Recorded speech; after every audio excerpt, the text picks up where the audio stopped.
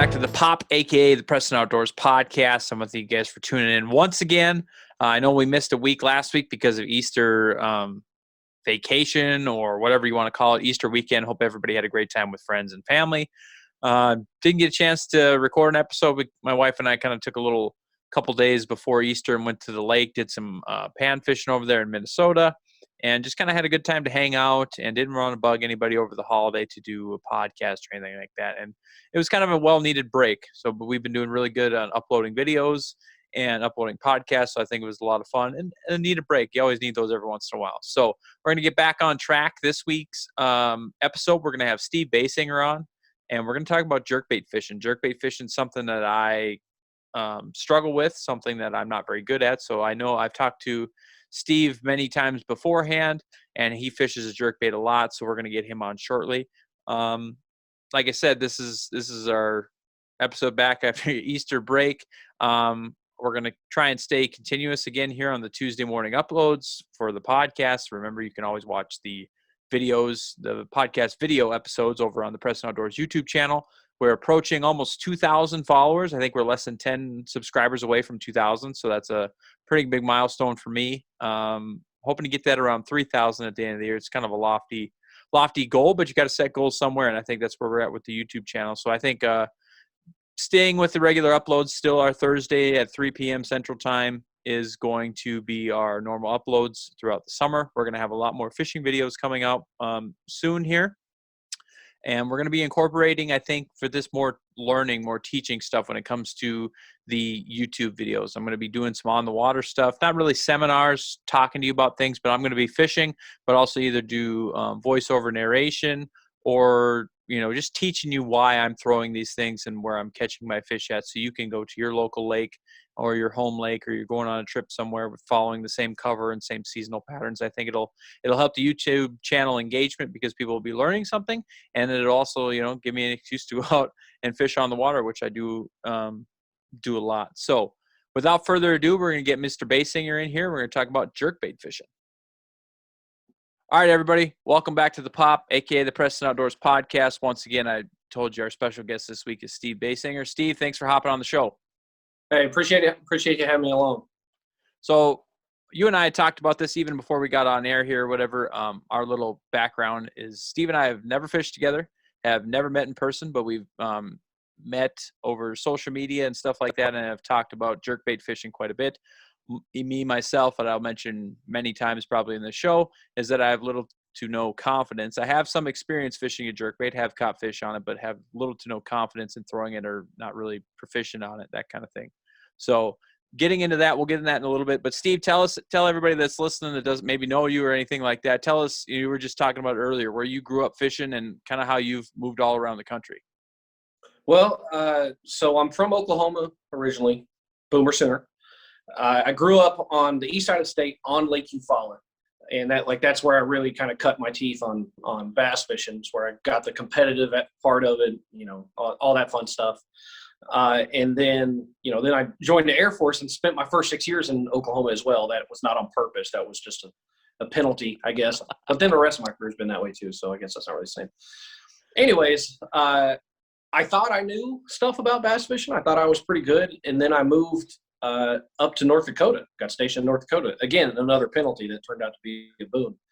And learned fishing northern fisheries and learned, for all you guys that are watching this that are not from up north, you guys don't know what you're missing. I've traveled a lot of this country. I know, Preston, you have too. The bass fishing up in North Dakota and Minnesota is unreal. Like, yeah, you don't catch your tanks you catch on like Lake Falcon, obviously, but the amount of fish that you can catch out of one little small area, and it's everywhere, is unreal. And then you may catch 20 bass, and then you may catch a northern pike. It's cool the first time. It pisses you off after that. It's not cool the rest of the time. But you might catch walleye. You might catch something else. It's the closest thing I can say to like it is fishing saltwater. You don't really know what you're going to catch. There's just so much going on there. Anyways, lake's real fertile. I learned a ton up there,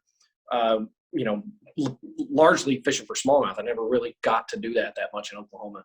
Learned a ton about that. And what it really turned me into as far as myself as an angler is it really turned me into a true power fisherman. Prior to moving up there, I was the guy that would pick up a shaky head and be like, if I fish this little tiny worm, I'm going to catch every bass in the lake. I'm going to catch them all. And then I'd get my butt kicked in a tournament by a guy that burned a square bill down the bank. I maybe caught like 50 bass, but they're all 12 inches long, and he brought in 20 pounds on a square bill.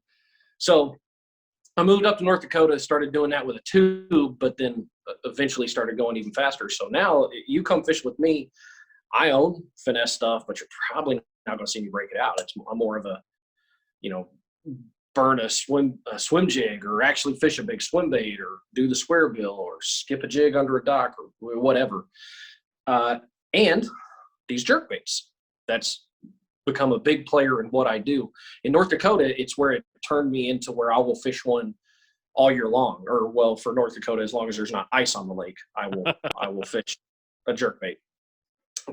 Prior to that, I would only do it in the cold months. A lot of guys down south, they only fish it, in the late fall, early winter through, the early spring, and then they put it down and they won't touch it again. It's a box they'll take out of the boat. I used to do the same thing. North Dakota, it really taught me, I can fish this the whole time. You almost can't fish it too fast as the water keeps warming. Smallmouth will just go insane for it. And I started learning nuances with colors, nuances with retrieves. I started picking up a lot of things with it. So where are you at now after? I know you were in North Dakota here. You got to learn the fisheries, and then you ended up moving 2 or 3 times now? Yeah, I left North Dakota, went to Nebraska. Fishing-wise, that was still pretty good, Nebraska and Iowa.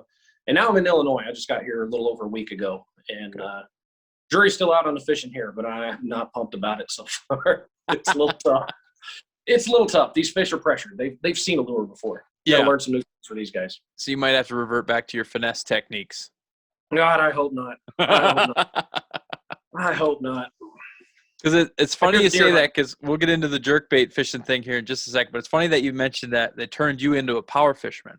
Now, for me, I don't know. I guess when everybody says what kind of fisherman you are and they ask me, I say I don't know, because I like the drop shots, the tubes, the finesse stuff, but I fish heavier weights than everybody. So it's almost like a power fishing side of things. But if you speed me up like with a jerkbait, or I'll throw a spinnerbait covering water. When I was younger, that's what I'd throw, power fish, and then go to a top water and throw big worms on like offshore weed lines. That's how I grew up fishing. I threw a top water mouse, and I throw a hula popper, and I threw a 7-inch power worm. Those are the only 3 things that my dad and I would really, really do. So when I got into tournament fishing, I found myself in practice actually become the complete opposite of what I grew up doing, is slowing down. Like I would pick every little thing apart, because I didn't want to be the guy that, oh yeah, I went through in practice and I went right over that area and then a guy wins there. Like that was my biggest fear, is I would miss something. Flip side, what I would do is I didn't get to see half the lakes I was fishing because I was fishing so slow.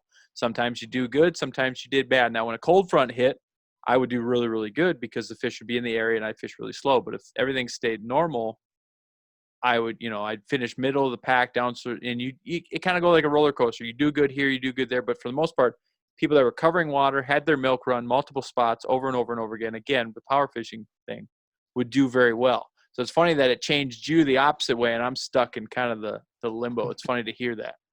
Well, yeah, your different experience for me is you've been doing, the Bassmaster Opens and doing them as a co-angler. So you're fishing from the back of the boat, where your pro is likely power fishing. Mm-hmm. And if your pro is, probably not the greatest idea for you to do the same. Yeah. You probably, with them, power fishing is picking off the easiest fish, the most aggressive, the most active. Mm-hmm. Finesse fishing is picking up the ones that aren't, so if your pro is up there vacuuming up everything that wants to bite, it's your job in the back to catch the ones that don't want to. And so then I'm trying to learn to flip the script. Now, when I start fishing tournaments out of my boat, I need to speed up. Like that's what I'm trying to learn to do, and get over the fact that it's okay if I, watching Kevin Van Dam fish for all those years, it's okay to not catch or go buy 5 fish, because they're probably not going to bite anyway.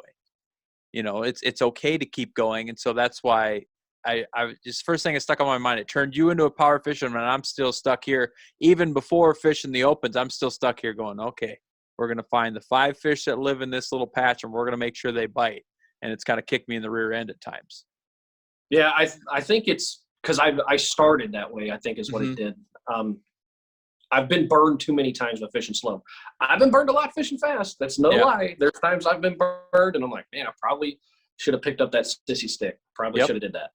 But that's okay. I'm okay with I'm sort of okay with at the end of the day being like, well, you didn't do great because you didn't pick up a spinning rod.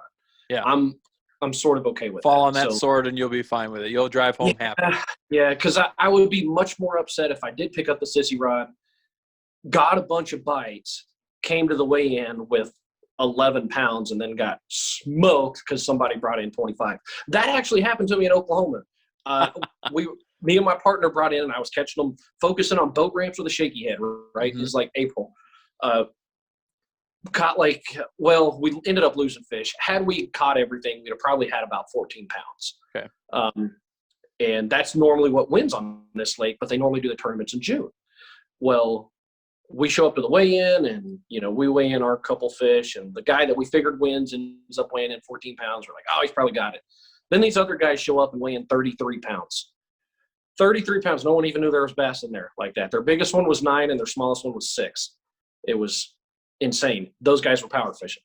They weren't fishing the little sissy stuff. And after that, I'm like, I can't do this. I got to do something else. Not anymore. So, my outlook on it is in tournament practice. And it's, I practice kind of the same way that I just go out and go fun fishing too.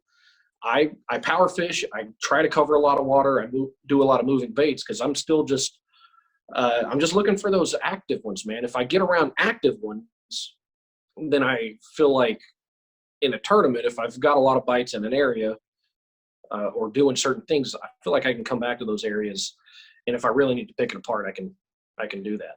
I found a lot of times I'm catching bigger fish, doing faster moving baits.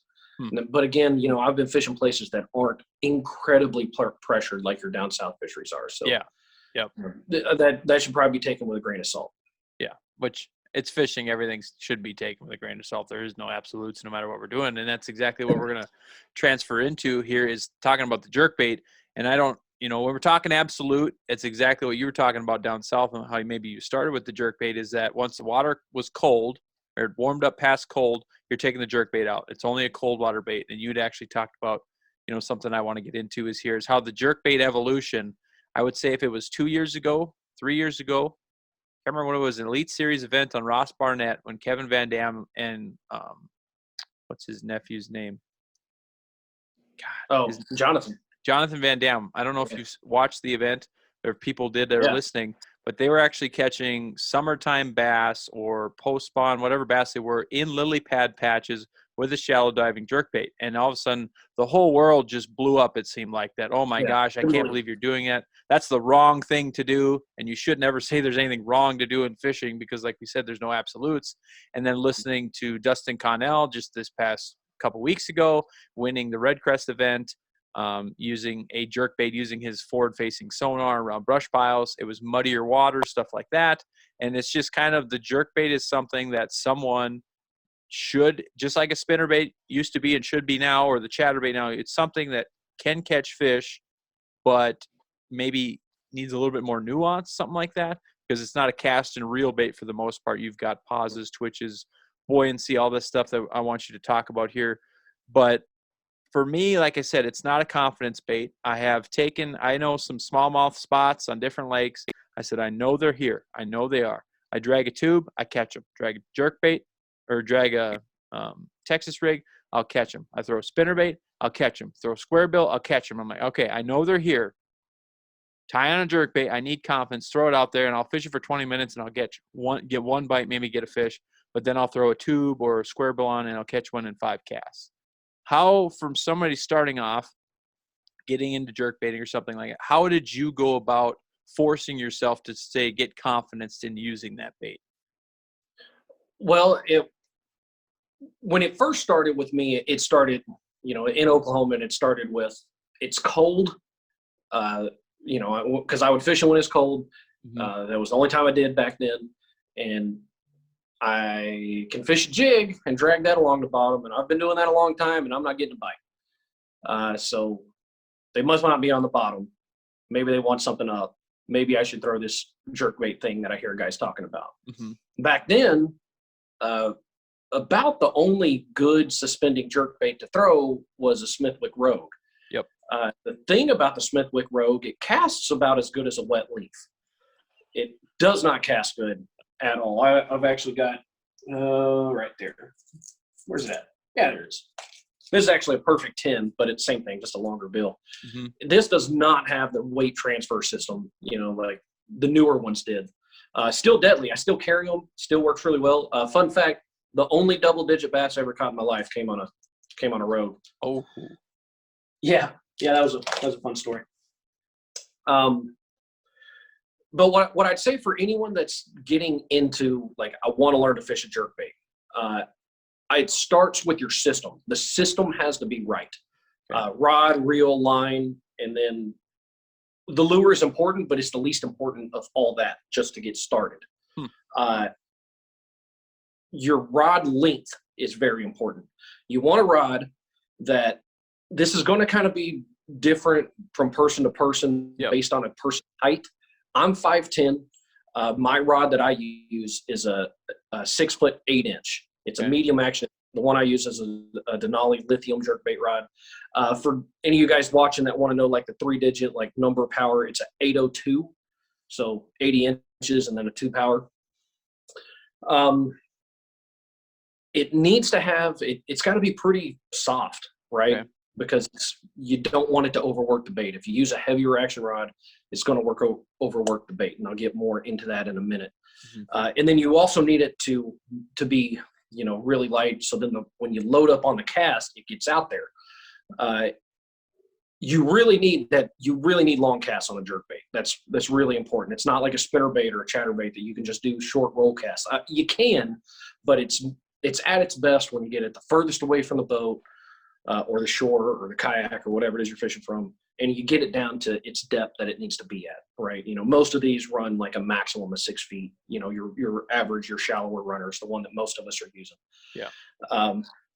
So then your reel, honestly, I don't think the reel is that important.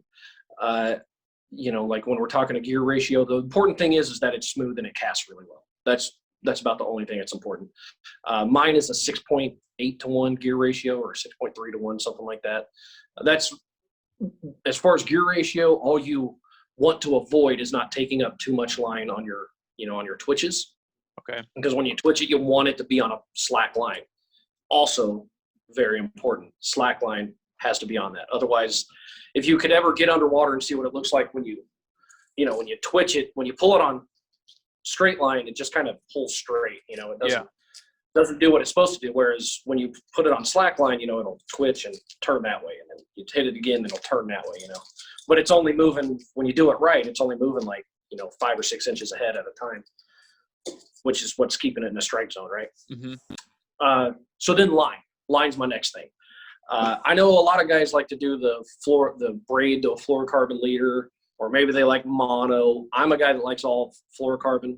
I don't, or on this at least. The only time I do the braid to fluorocarbon is on spinning outfits. Yep. I don't use mono for anything except backing on my reel now. Same. I really don't use mono for anything.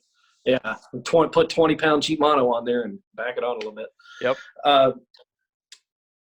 So just like with crankbaits, your line diameter, how heavy your line is going to affect the depth of the bait. The heavier the line, the shallower it's going to run. I like to go with 12-pound. Like, that's what I kind of just start with. That's my mid-range. I may go up to 14. I may go down to 10. That's about all I really vary in there. Full disclosure, I'm probably going to go with 12, like, kind of just all the time. It's rare that I need it to get deeper or I need it to get shallower. It happens. Although Hank Cherry did, like, I think a Megabass 110+1 on like 20-pound or something like that. Just like, he needed it to get deep, but not too deep. I don't know why a different jerkbait didn't work for that, but whatever. Anyways, so then we get to the jerkbait part, right? Now, like I say, that's the least important part. It is important. You just want to make sure you're using quality ones. Yep. I use a few different ones. So like on a very rare occasion, I use that Perfect 10. I'll get to that in a minute. I am predominantly using these ones made by Skirmish Baits. This is actually one they discontinued. They just came out with a new one, but this one was the AIM 9. The reason I love this one is the weight transfer system in this. I've never had a jerkbait that casts like this guy does. Okay. It just loads up and casts like a bullet, doesn't helicopter on you. And it has a really, really aggressive action, which I like more in the warmer water. But, we'll get away from that one. And then where'd it go? Oh, everybody's throwing the Megabass 110. Everybody. Really, the only negative with this is how much it costs. It's a $25 jerkbait. And Preston, you live up north where pike really love jerkbaits. See, that's between that and the jackhammer chatterbait. That's $17 a piece. I've got a couple, but I tell you what, if I'm fun fishing up here, I'm not throwing them. Yeah, and here's the thing: pike are materialistic. You can throw that $2 husky jerk you've had for 57 years, and they won't touch that. Put you on a $25 Megabass. First cast, it's gone. They'll eat it for sure. Materialistic fish. Yeah. But anyways, what I'm looking for in a jerkbait, I want it to cast well, but I'm looking for one that suspends well. That's how well it suspends is going to vary on water temperature. The colder the water temperature is, like let's say this Megabass right here, right?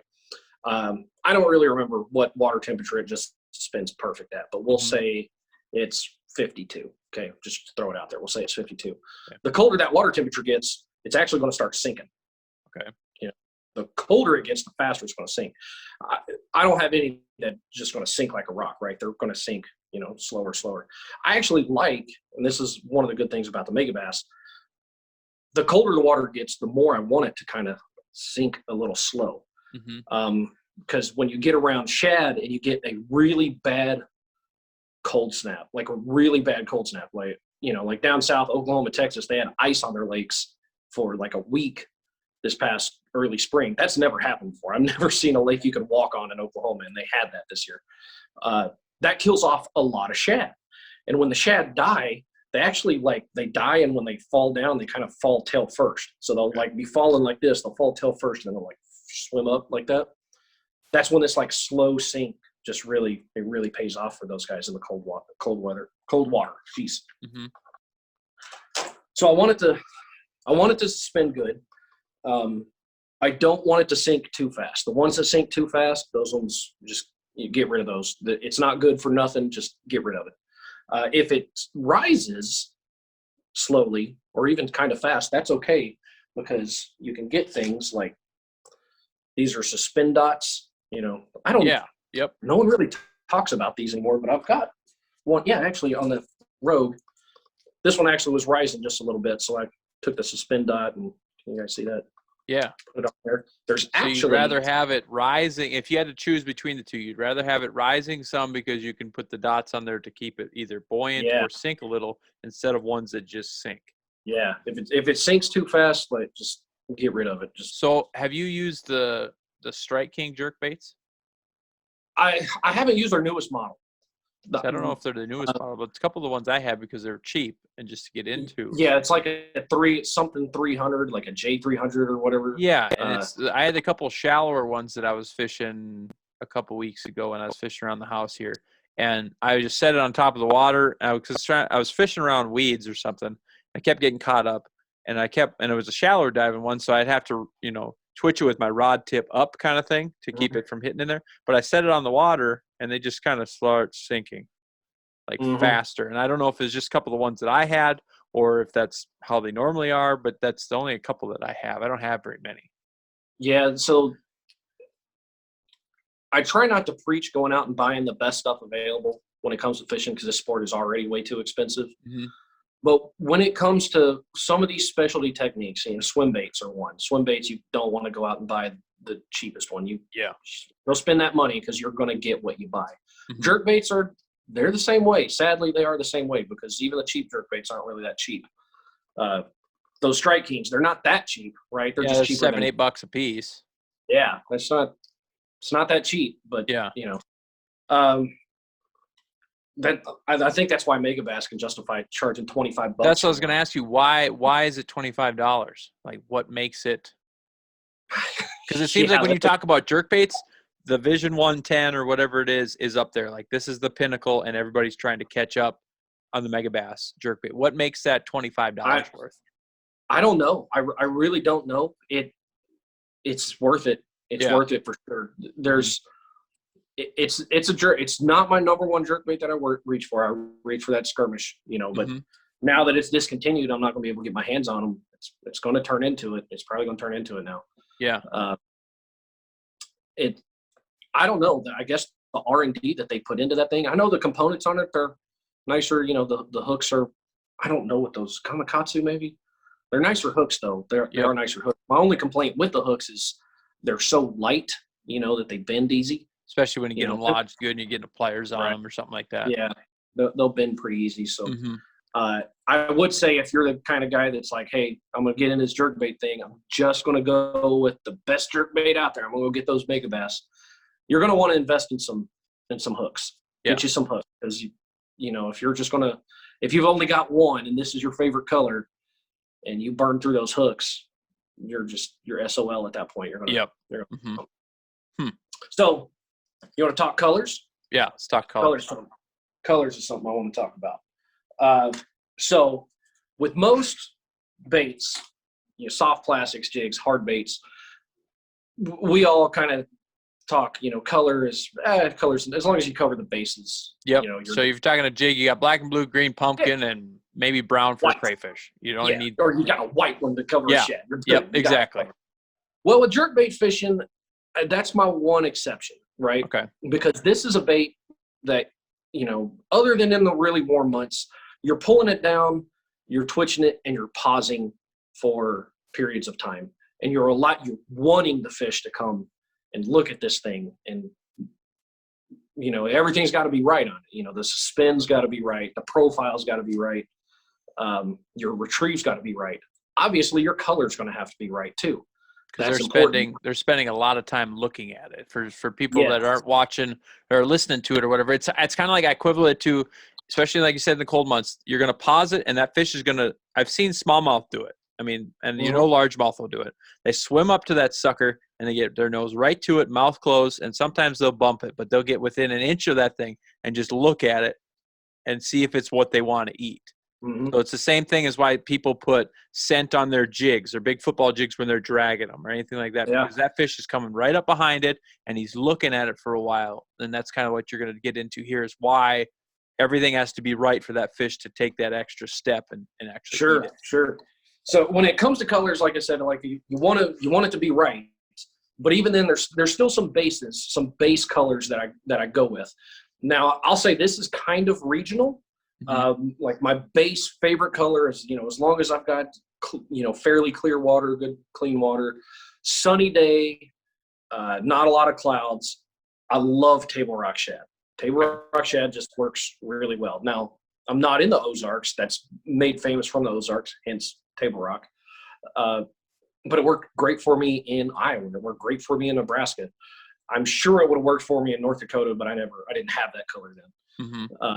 It's a really good color, and it is a good color for shad, obviously, when you're around shad, which is funny. We didn't have shad in Nebraska and Iowa, but it was still just a really good color. On those sunny days, I like, picking up this Rogue again, I like your translucent colors, especially the sunny days that don't have a lot of wind.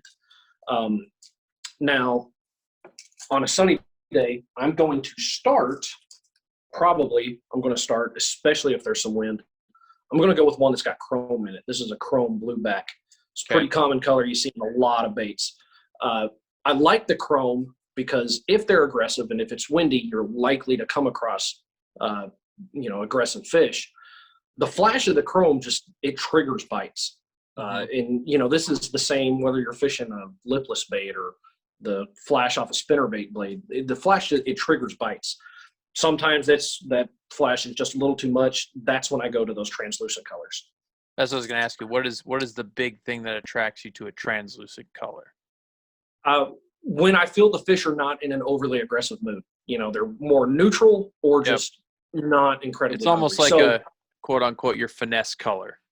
It is. It definitely is. I find myself going to those translucent colors more in the colder water. Okay. They seem to like that more. I've been up, now we're speaking of fishing northern fisheries now, in the summer, dead of summer, I've got largemouth and smallmouth. I actually did this on Lake Angostura in South Dakota. There's a color that skirmish baits, I don't have it now. I don't have it now. But it's called Joker. And it's very, very, very. Oh, very you've done some posts on that color. Yeah. So it's like, it's all pearl, this way. And it's got like a black head and like, it's aggressive. It's obnoxious color. But I would fish that thing in the summer. There's not really pauses. It's throw it out, reel it down real quick, and twitch. Like everybody has seen how KVD fishes a jerkbait. Anyone who fishes a jerkbait is like, that's way too fast. That's how I would fish it. I would fish it so fast. I was literally going like, surely I can't catch them going this fast. And then I catch one, I'm like, okay, this fast is definitely going to be too fast. And then I'd catch one again. So I think if I went any faster, the bait would have flew out of the water. Like, I was working it so fast because the skirmish one is really good about, doing on a good twitch, it'll do a 180 and sometimes or not a 180, turn 90 degrees. Sometimes it would like turn do like a 180. I was fishing it so fast that like my line would twitch and then my line would get caught in the hooks and it'd foul itself up. Like that's how fast I'm fishing this thing. I'm being so incredibly aggressive on it and it was still on it. And that was like that color and that aggressive retrieve, like all that together is just what keys them. I tried a translucent one. They weren't really into it. They just love that loud color in that case. And was there any windy conditions or cloudy that day? Time it wasn't. It really time wasn't. Like, we talk about fish the conditions. The condition we don't really ever talk about is like watching your mood of your fish, right? We've all experienced this. You're in some clear water and you're reeling a lure in to make another cast and then a fish comes burning up to come get it, Yep. That's an aggressive fish. That fish is aggressive. Fish something aggressive. Like don't pick up your head rig and now try to catch that fish. That's the wrong thing to do. Do something aggressive. Well, in that case, that was I had an aggressive bait, aggressive retrieve, and an obnoxiously aggressive color all at the same time. I had the same thing last year, 2 years ago. It was pre-spawn smallmouth, and I was going up and looking for them on beds. And they weren't on beds. They're up on the reefs, but they weren't committing to a bed, or they'd sit in that sandy spot and then take off when you come up with the trolling motor. And I threw a jerkbait out there. I was like, well, this is what you're supposed to do. You're supposed to catch smallmouth on a jerkbait. And I had, it was a Rapala shadow wrap deep or something like that, because I was like in 12 feet of water. And I don't have many jerkbaits, so I was twitching it and pausing it, twitch and pause. The water was 50-some degrees. And they come up to it. They come from a long ways, and at the last second, they get to that bait, and they take off. And so I twitch it again, and that fish would turn around and come right up to it, and he'd take off. And I was watching them because it was dead calm, sun's out, everything. I was watching. I was like, I don't understand. Like, this fish is coming. He's beelining for it, and at the last second, he'd take off.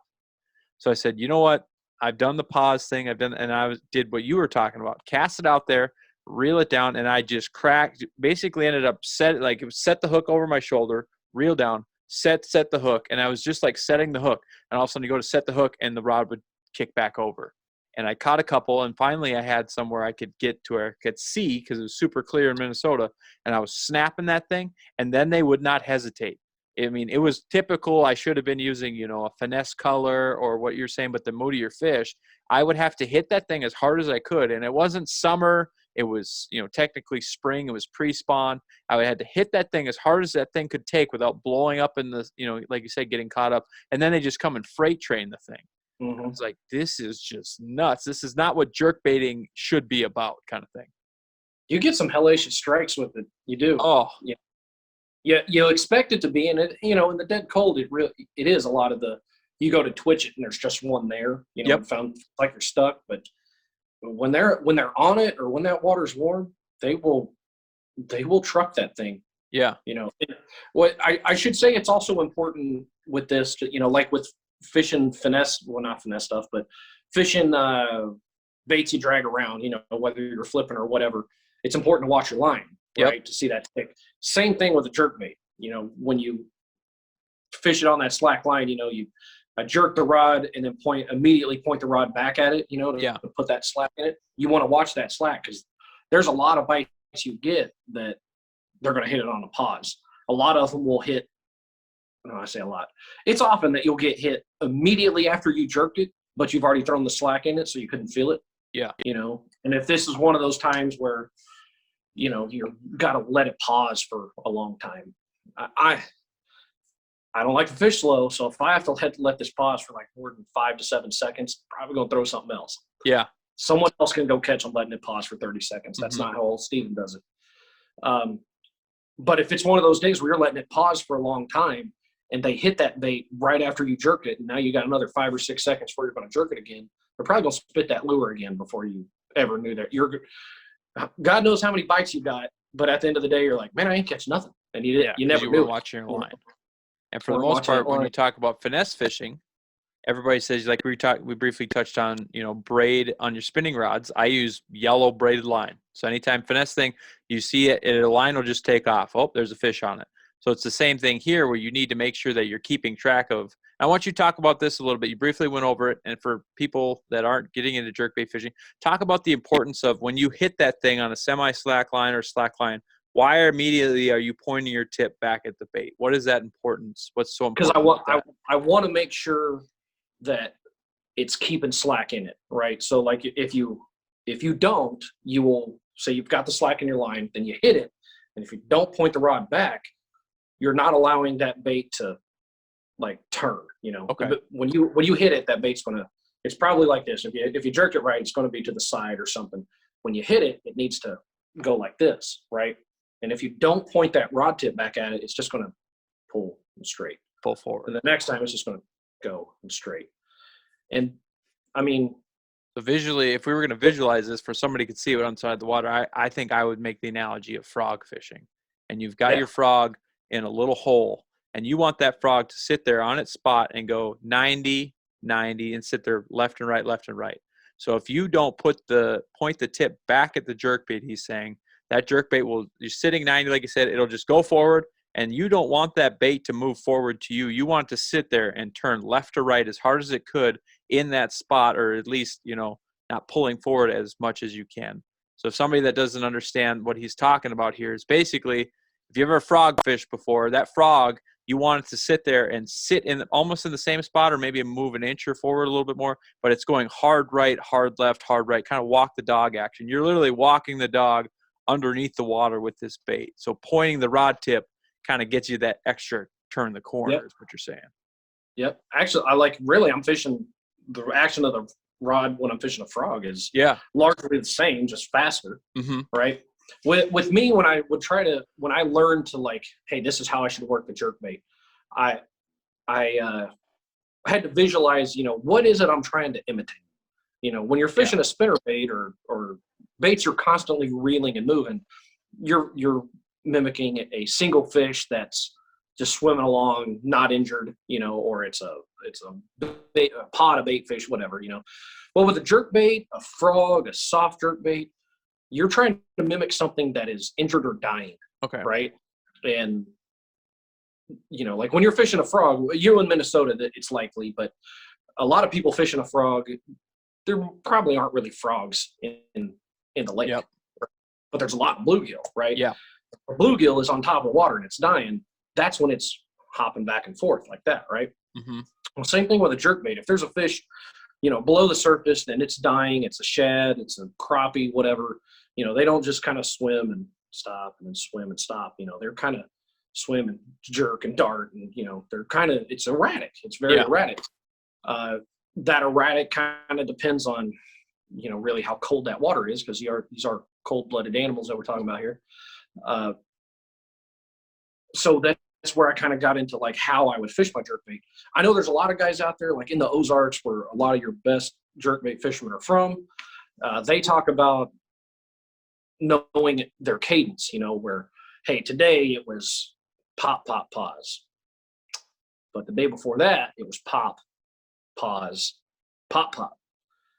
I'm not that guy. I don't focus so much on that, because I can wrap my head around, I guess, what it is they're getting at, but I just can't wrap my head around it because I've watched bait fish, and they don't do that. They don't, when they're dying, they don't, I'm dying, I'm going to swim, make 2 swimming motions, and then pause for 5 seconds, and then go again. That's not what they do. They're just kind of all over the place. So I try to do that, but then, tune how aggressive I am, or my pauses, whatever, with kind of the mood of the fish, the water temperature, whatnot. So do you have a cadence that you use offhand? You just kind of change it, keep changing it up? Yep. What I'm changing up is my length of pause. Okay. I would, like, I'm typically I'm going to jerk it twice, or I'm going to jerk it 3 times. I just kind of whatever I want. The same thing when I'm doing a soft jerk bait. Okay. I'm just kind of whatever I'm feeling right now. Yeah. So when you're using the jerkbait, you did a real good job talking about, what warm weather. Basically for you, you're going to throw it from up here where we're at in the Midwest, or wherever you're at in the country listening or watching to this, from when the ice off is, or as soon as you get your boat in, all the way to the fall through the winter time. The only thing you're changing sometimes with the conditions is your color, and then your cadence depending on water temperature and stuff like that. What is 3 key areas if you're going to lake, whatever? What is there 3 key areas that you're looking for to throw a jerkbait, or are you just going to throw it anywhere you go in the lake? Well, largely I will throw it anywhere as long as I got the depth for it. Okay. The depth is one of the important things. You need, I'd say, a foot or more depth than what your bait is going to run. Okay. Right. So like if your bait can run to 6 feet, you probably want it to be like 7 feet or so that you're going to throw to. So it's up in the water column. It's not on right. the bottom. You don't want this thing dragging the bottom, especially with those Megabass. Like as expensive as they are, those lids crack off of them stupid easy. Okay. You cannot throw this one up on the rip wrap and just expect to have the whole thing back. Just forget it. It's not a square bill. But if I were to pick just 3 areas where I think it's good, I'm going your high percentage areas. So if you have bridge openings, right? You've got riprap or something, you got good deep water there. The deep water is important. You probably got some bridge pilings of some type. And that's an area where fish just naturally suspend. Yeah. The bass like to suspend there. They like to stage there at multiple times throughout the year, whether it's pre-spawn, moving out to the summer patterns, or this is just where I live, or the dead of winter. They like to stay at places like that. That's a real good area like that. I like it as well around bluff banks. Now that could be actual straight cliffs, or just like, this isn't really a bluff, but your steep 45-degree rock banks. Yep. I like that as well. And things I like to focus on along those, you get this a lot on those cliff banks, bluff banks, whatever, is where a tree has fallen in the water, right? That's a magnet. If you could ever get under the water and look at that, there's a lot of life going around one single tree when there's nothing except rock outcroppings for 100 yards. Okay. There's a lot of life right there. And a jerkbait's a really good thing if you can work it next to it, to where a lot of times what it is you'll just see a tree that's laid down at like a 45-degree angle in the water. The root system's up on the dry land, and you can see it goes down. So you have to kind of visualize, like, where is the end of this tree? Right? Yeah. You kind of got to visualize where it's at. And then, I'll throw my bait past that, work it down to where it's at its depth past, it hasn't made it to where the end of that tree is. And then once I kind of get it there, that's when I'll start really slowing it down, because I know that fish, and this is a good place for there to be a whole lot of fish. It's a real high percentage area, right? Like I know, Ethan, with throwing a lot of finesse rigs, you get around those high percentage areas, it's like a Collier shot. You know when you throw your wacky rig at that little rock point, it's on. Yep. You're going to get a bite. This is the same. You're just sitting there waiting for it. It's there, and you know what? It's even proven it even more. I don't have it, but the forward-facing sonar stuff that's going on right now, these guys using a jerkbait deadly with a forward-facing sonar, where the guys are looking at it, and now they can see all the life that's in it, and see how many fish actually follow that jerkbait and don't commit to it. And now they get to figure out like, well, what do I do to this jerkbait to make it Exactly commit? how Dustin Connell won the Red Crest. He said, know. I wouldn't have caught any of those fish if I didn't. He had those little rants, whatever it's called, forward-facing Yeah, sonar, that and he target. said, yeah, I I'm watched them eat it. so jealous. So, and I want to, we're talking about bass fishing for the most part, but these things, talking with other people that multi-species fish and stuff like that, these, I mean, you've been up here in North Dakota fishing, say, Lake Sakakawea and stuff like that, that has good smallmouth and, say, walleye population. These lures can be deadly for multiple species. You talked about pike, we talked about bass, but even predominantly what everybody wants to catch up here is walleyes. Walleyes fishing a jerkbait. Been with people and have talked to many people that they just kill them on jerkbait. Yeah.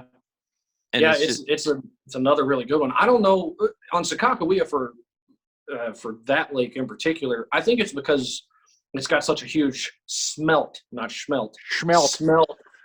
All you guys up there say you put an H in it. That's not SHMELT. Yeah, is there a CH? I don't really know how you guys spell that. But anyways, it's got that smelt population, and their profile is just like a jerkbait. They're a long, skinny bait fish. But I don't know. That's been my own theory. I'm not a walleye guy. I've caught plenty of them, but I'm not a walleye guy. I mean, that's the same. I always think of any of those baits that when I ice fish, I use the rattle baits, the the rip and wrap, stuff like that. I was just out there this winter, and my big fish of the tournament that I had at Neely Henry in Alabama was a 1/4 ounce red eye shad that looked almost identical to a shad that died on the water when we were practicing. I picked it up. I said, oh, this is cool. We don't have shad at home. Took a picture of it. Probably the smartest thing I have ever done. Took a picture of it, put it back in the water, and the guys that were practicing started catching them on just burning rattle traps out. And so I went to the Bass Pro Shops, and they said, I never caught one on a rattle bait the whole week. And I said, well, I'm just looking through. All of a sudden, boom, Strike King has one that's almost identical to that. Catch a 3.5, almost 4-pound spotted bass on day number 1. Came in by 3 fish. I was tied for 5th place at the first day. All of them came. I had two largemouth in that one spot. All of them came on that bait. I took the exact same bait, and we went out to Sakakawea, and we're ice fishing in 45 feet of water. I said, this bait in my box, I said, this bait looks like a smelt. Dude, the walleyes just would hammer on that thing. So anytime if I'm in a fishery like that, if I'm using in predominantly a jerkbait, a spinner bait, or anything like that, or a chatterbait, bass fishing, walleye fishing, whatever you're doing, it is mimicking some kind of bait fish profile. Obviously, stuff you pull on the bottom is mimicking something that crawls on the bottom or bait fish on the bottom. But when it comes to those active baits, I try my best, if the water clarity will allow it, to match the hatch. And so anytime I've fished Sakakawea, anytime I've fished, any places with shad, those alewife, pearl, plain white, all that stuff is kind of, in my head, it makes total sense why they would eat something like that. Mm-hmm. Except for like the instance you saying, the only thing that switches that up for me is when smallmouth is mixed in, because those things go crazy for your bright colors. Yeah. Just they're aggressive. They're aggressive like that. So that's one of my keys of like, not so much that I need to be throwing a jerkbait, but I need to be fishing something that's up. Okay. Right. And you know what? I figured this out the very first time I ever noticed this. What I noticed before that was the guy fishing out of the back of the boat. And this was actually last year in the spring. Me and a buddy went to a lake in southern Iowa that there was ice still on the lake the day before. Okay. Right. We got there the day the ice had just came off. And I freaking slaughtered him on a jerkbait. He was a guy like you. He had no experience with a jerkbait. He did not do so good. I believe he only caught one, and he caught it on a chatterbait of all things. Like he hit it in the head, and it just ate a chatterbait. Well, he's very, very confident in a Ned rig. Okay. And look, I'm with him out as much as I don't want to throw a Ned rig. I would have thought like, yeah, man, the ice just came off yesterday. I'll probably catch some on his jerkbait. But he probably knocked their lights out on a Ned rig. He didn't get a bite on it. He not one. They want it up. They don't want to feed down, right? Some days they want to feed down, and you can catch them on the bottom baits and stuff. But what I'm getting at is if you're going out and you're fishing, if it's a day where it's cold or whatever, and you're like, man, this is a day where they should eat stuff that I'm dragging, and they're not. They're probably feeding up in the water. They're feeding up. Probably want to come up for a lure. They don't want to go down for it. Okay. And that's where the jerkbait really comes in. And that's So maybe where my problem last, was, is where I was catching those fish beforehand when we talked about it, that I didn't, those fish were feeding down, and that's why the tube, the Ned, all that stuff, the jig, were catching them. And that's probably what my problem was, is where I first had the aha moment that I can't get a jerkbait going, is I was dragging a ton of stuff or hopping a ton of stuff. They were eating it. I threw the jerkbait over the top. They weren't. I'd catch one or so. So those fish on those couple days that I went out and said, I need to learn how to catch them on jerkbait, they're feeding down. And I tried to force them to feed up. And that's kind of where I was like, this thing sucks. I can't get this thing to work. And that's probably, it makes sense as why they wasn't working. They wanted stuff on the bottom, like you were saying. Mm-hmm. Yeah, you were asking me earlier, places I like to fish. I said a couple with the bridge openings and bluff walls. Docks, deep docks. I was going to ask you about docks. Yeah, docks are great. And it doesn't have to be a deep dock. The deep docks are the better ones. But, I was saying earlier, you normally want to get the bait way out there and let it get down to a step. Well, the one time I'm ever okay with making the roll cast and it doesn't have to get so far is when I'm fishing around docks. Because one, you kind of need to make the roll cast and make it accurate. Yep. Because honestly, even your best casting jerkbaits, they still want to kind of – you ever shot a BB gun? That BB never goes the same place twice. Yeah. It's kind of the same way with a jerkbait. It's going to get out there, and then Jesus takes over and it goes wherever it wants to go. Yeah. So you kind of want to do a roll cast. Well, I've caught them on shallower docks. In northern Iowa, there's a lake called Okoboji, which you would love because it's a lot like a Minnesota lake. It's actually almost in Minnesota. It's so close to it.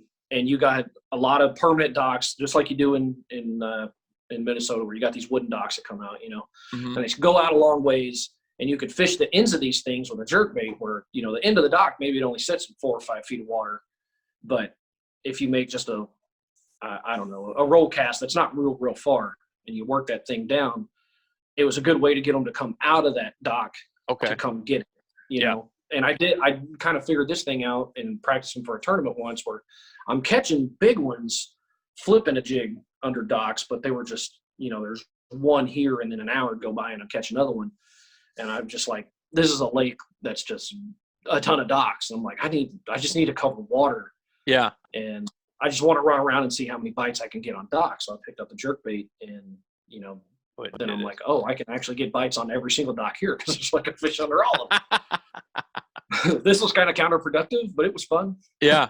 No, that's awesome. I think anybody that's maybe like me or is even like you that fishes a jerkbait a lot can definitely learn something from what you said. And I appreciate you coming on, because it makes me get fired up of maybe going to spend a little extra money, get some different baits, and try and see if I can reproduce, because it's something that I want to get better at. It's something that I'm going the sooner than later take the step to the front of the boat, hopefully to fish some of these bigger tournaments in the front of the boat, or even at the back of the boat catching some fish. It's just something that I need to get more confidence in. And it's just like anything else. After last year, I'd never thrown a Ned rig. I picked up a Ned rig the first time. I think it was on my home lake, I caught 75 fish in a day. And I said, okay, this Ned rig thing is pretty cool. I just need to get repetition. I need to catch fish on it. And before you know it, it'll be on the front of my deck, and I'll be like, oh yeah, I can catch them on this kind of thing. And so I know that's one thing that you said you started off with. You catch a bunch of fish with it, and all of a sudden you're like, oh, this thing is fun. And then it pops into your arsenal and stuff like that. So definitely appreciate you coming on, sharing all your experience with us and stuff. But for anybody that's listening or watching this, and they want to follow along, I know you're going to be, are you fishing any tournaments this year down there then? It's not like I normally would. The only one I actually have planned is in November on Bull Shoals. Oh yeah. That Bass Pro Open, like they're what do they call that thing? They call it the U.S. Open. Yep. They double coin that. Yeah, they want to just started. I'm planning to do that last chance qualifier, and hopefully qualify to go fish a championship on was that Table Rock? Okay. Table Rock. So, but I know you started getting back into the YouTube videos and stuff. So if we want to follow you along, where can we find Steve Basinger on social media to follow along on all the stuff that you got going? Well, pretty much everything is titled Steve Basinger Fishing. So YouTube is Steve Basinger Fishing. Facebook and Instagram is really the only two I'm on. I'm on Twitter too, but I'm really just on Twitter for football. That's all I'm on. So no, we'll definitely get those. Yeah, we'll definitely get those. Go ahead. They're all pretty much Steve Basinger fishing. Okay.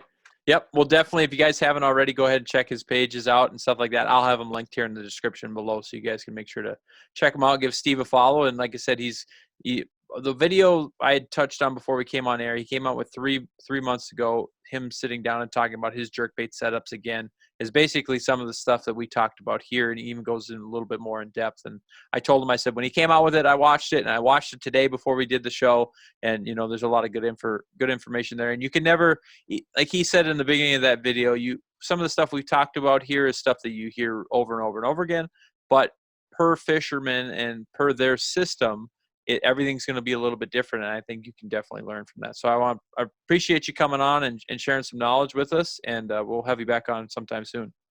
Yeah, thanks for having me. Love to. All right, guys. All right, guys. I want to thank you for watching. Thank you for listening, and make sure you guys subscribe to the channel, subscribe to the podcast, and be sure to check out this week and next week's video. So thanks for watching. Tune in next time.